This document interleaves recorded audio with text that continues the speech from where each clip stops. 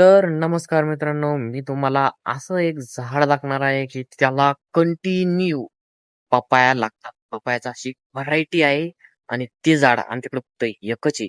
पण त्याला कोणताही ऋतू असो कंटिन्यू कोणत्याही ऋतूमध्ये त्याला पपाया लागेल राहते. मी तुम्हाला दाखवतो. चला इकडे मध्ये लावलेले आहे आम्ही इकडे मध्ये लावलेलं आहे त्याला. चला मी तुम्हाला दाखवतो.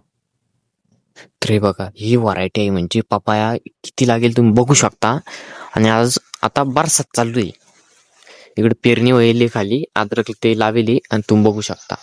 हे आता ह्या ऋतूमध्ये कधी राहते का तुम्ही पपाया पहा. पपायाचे लहान लहान नाही, मोठाले आणि मोठाले होणार आहे ते. हे बघा तुम्ही वरती पण एकदम भरपूर बार लागलेला आहे.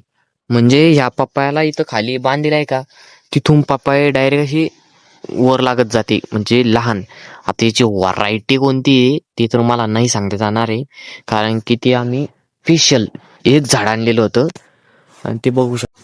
कमेंट करा, मी कमेंटमध्ये तुम्हाला व्हरायटी सांगतो.